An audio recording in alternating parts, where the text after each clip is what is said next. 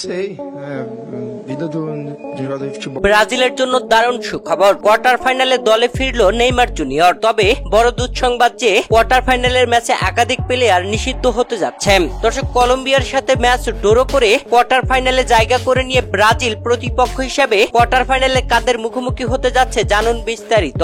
3 জুলাই বুধবার বাংলাদেশ সময় সকালে কলম্বিয়ার বিপক্ষে কঠিন সমীকরণের ম্যাচে মাঠে নেমেছিল ব্রাজিল। কোয়ার্টার ফাইনালে খেলতে হলে এই ম্যাচে জিততে হতো ব্রাজিলকে। এমন সমীকরণের ম্যাচে মাঠে নেমে ম্যাচের 13তম মিনিটে ফ্রি কিকে রাফিনহা গোল করে ব্রাজিলকে এগিয়ে নেয় 1-0 গোলে। তবে ম্যাচের 19তম মিনিটে একটি গোল হজম করেছিল ব্রাজিল। সেই গোলটি রেফারিরা ভিআর চেকে অফসাইড ধরে বাতিল করে দেয়। কলম্বিয়া এরপরে প্রথমার্ধের শেষ মুহূর্তে এসে অতিরিক্ত যোগ করা 2 মিনিটের মাথায় ডানিয়েল মুনোজের গোলে সমতায় ফেরে। প্রথমার্ধে 1-1 গোলে সমতায় থেকে বিরতিতে যায় দুই দল। বিরতি থেকে ফিরে গোল পেতে মরিয়া থাকে দুই দলই, যেখানে ব্রাজিলকে এই ম্যাচে জিততে হতো এমন সমীকরণ বারবার মনে করিয়ে দিচ্ছিল খেলোয়াড়দের মনে। তবে খেলোয়াড়রা ভয়ঙ্কর হয়ে খেলার চেষ্টা করলেও একাধিক বিতর্কিত ঘটনা ঘটে যায় এই ম্যাচে। একাধিক ফাউল ও মারামারিও হতে বসেছিল এই ম্যাচে। তবে রেফারি বারবার ছাড়িয়ে দিয়ে খেলা শেষ পর্যন্ত শেষ করেই নেয়। আর শেষ মুহূর্ত পর্যন্ত পুরো খেলায় আর কোনো দল গোল পায়নি। 1-1 গোলে ড্র হয় ম্যাচটি। তবে এই ম্যাচে বিতর্কিত ঘটনা ঘটেছে শেষ মুহূর্তেও।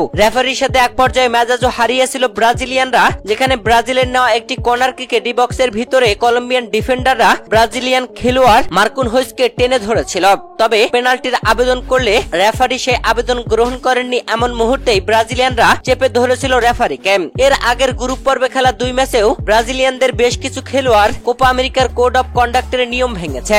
সেই নিয়ম ভাঙার কারণে এমনিতেই নিষেধাজ্ঞার কবলে ছিল তারা। আর এই ম্যাচে কলম্বিয়ার বিপক্ষে রেফারির সাথে এমন বাজে ব্যবহার করায় কোপা আমেরিকার কোড অফ কন্ডাক্টের নিয়ম অনুযায়ী বেশ কয়েকজন ব্রাজিলিয়ান পড়েছেন। দর্শক, কলম্বিয়ার বিপক্ষে ম্যাচ ড্র করেও কোয়ার্টার ফাইনালে জায়গা করে নিয়েছে ব্রাজিল। আর কোয়ার্টার ফাইনালে ব্রাজিলের দারুণ সুখবর হচ্ছে দলে ফিরতে পারেন নেইমার জুনিয়র। নেইমার জুনিয়র পুরোপুরি সুস্থ এক সংবাদ মাধ্যমে উঠে এসেছে। দলের প্রধান কোচ দরিবালের চাওয়াতেই নেইমার পারবেন কোপা আমেরিকায় খেলতে।